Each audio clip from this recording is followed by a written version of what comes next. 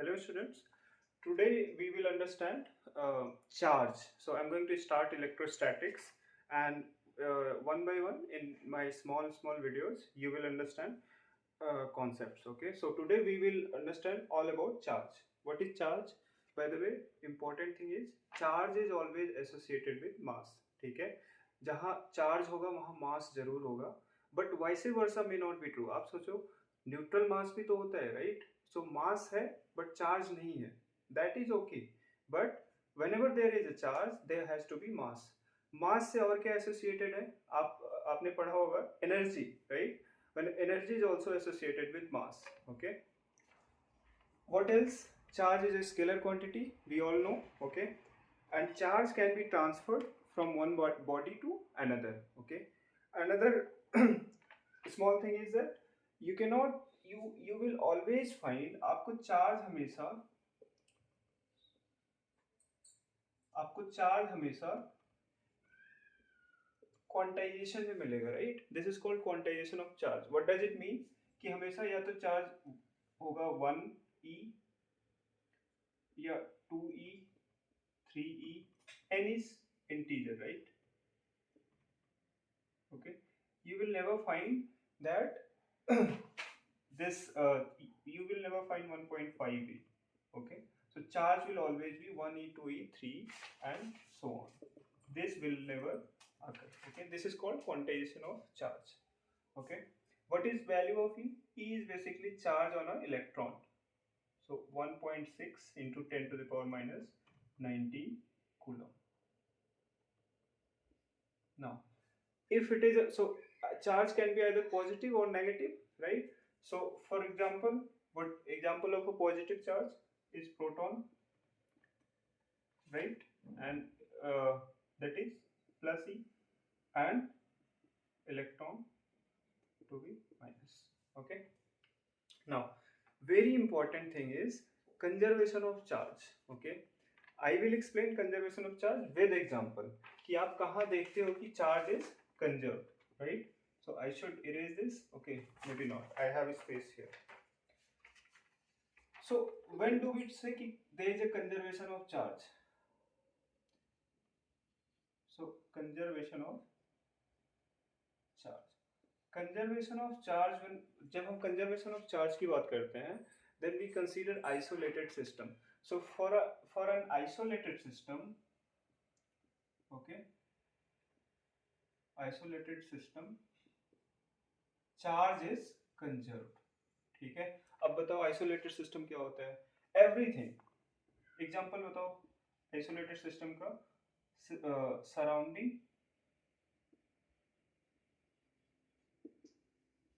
Okay, plus system plus surrounding is known as isolated system. By the way, how do you distinguish? आप अंतर कैसे बताते हो? जैसे थर्मोडायनेमिक्स पे आपने पढ़ा होगा, you have a piston cylinder, right? तो आपका सिस्टम क्या हो गया? ये पिस्टन सिलेंडर, ठीक है. Rest of it is surrounding. So आप सोचो अगर आप सिस्टम भी कंसीडर करो प्लस सराउंडिंग भी कंसीडर करो, कुछ बचा नहीं, right? So that is isolated system. Another example of isolated system is universe. Okay, universe is an isolated system. Now for an isolated system conservation of charge is sure. So charge remains constant. conservation of charge का मतलब isolated system के लिए charge हमेशा constant रहेगा. अब another thing is for a closed system charge cannot be created or it cannot be destroyed. Okay, for example, just the way you understand conservation of energy, right? So अब example देखते हैं कैसे conservation of charge होता है, right? So let me just erase this thing. मैं काफी important point बता रहा हूं, तो आप through out the video you may note down. Okay, so example of conservation of charge.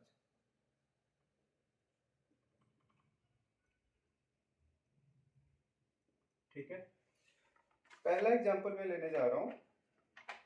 So like I said, charge can not be created, it can not be destroyed, but it can be transferred from one body to other. So जैसे isolated system पढ़ा हमने, वैसे close system भी होता है, आप जानते होंगे।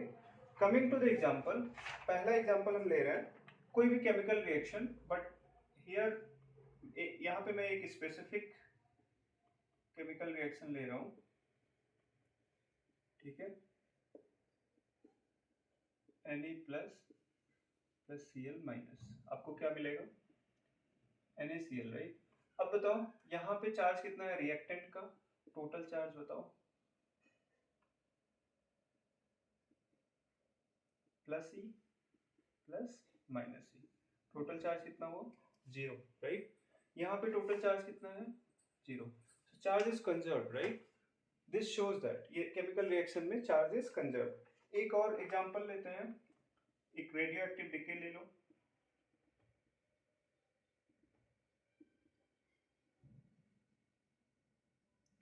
uh, 92 uranium 238। अगर आप इसमें से एक अल्फा पार्टिकल निकाल रहे हो आप, तो क्या बचेगा? 2He4 निकाल दो, 2He4 यहाँ पे आता है 90 थोरियम 234। आई नो कि आप इसको निकालते ही ऐसे हो कि 90 प्लस 2 इज इक्वल टू 92 और इधर 92। सो नंबर ऑफ प्रोटॉन कितने हैं? 92।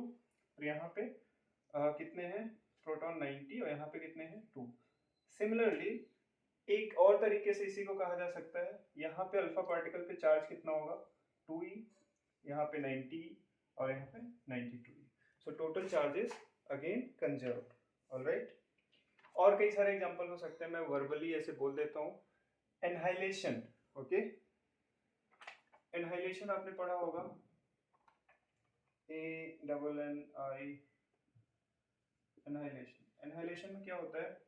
एक इलेक्ट्रॉन और एक पॉजिट्रॉन, सॉरी ये इलेक्ट्रॉन हो गया और ये पॉजिट्रॉन हो गया, मिलके एक दूसरे को एनहाइलेट कर देते हैं, खत्म कर देते हैं। What you get? Gamma rays. Gamma rays क्या है? यहाँ पे charge again plus E minus ई 0, यहाँ पे भी गामा रेज हमेशा न्यूट्रल चार्ज पार्टिकल्स होते हैं विद हाई एनर्जी, ओके। बहुत एनर्जी होती है गामा रेज के पास, बहुत सारे एप्लीकेशन आपने पढ़ा होगा। सिमिलरली पेयर प्रोडक्शन भी आपने पढ़ा होगा, राइट। एक गामा रे क्या बनाता है? किसी एक इलेक्ट्रॉन और एक पॉजिट्रॉन, गामा रे, इसको कहते हैं पेयर प्रोडक्शन, ओके। आप रेडियो एक्टिव वाले एक्टिविटी वाले चैप्टर में पढ़ोगे, alright. So this is pair production. आपने देखा अभी तक कि charge is conserved in any process you can consider, okay. और charge can only be transferred from one body to another body. तो ट्रांसफर कैसे होगा बताओ? Charge can not be created not destroyed, but it can be transferred from one body to other body. कैसे transfer होगा? there can be many means, for example friction, second is induction, third is conduction, ठीक है। तो mainly जो preferable method होता है वो induction से होता है, ठीक है।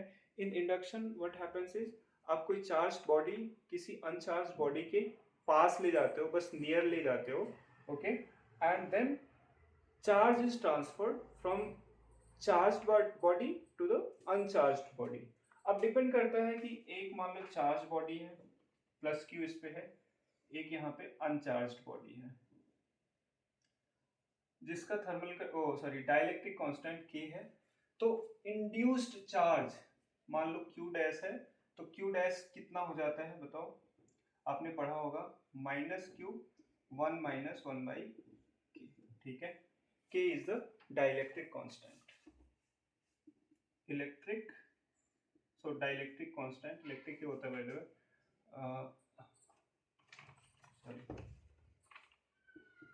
Dielectric constant, alright. Now metal के लिए डाइलेक्ट्रिक कांस्टेंट क्या होता है? मेटल कंडक्टर्स के लिए, या मेटल खुद इलेक्ट्रिक का गुड कंडक्टर होता है, k = इनफाइनाइट होता है। तो इंड्यूस चार्ज कितना हो जाएगा बताओ?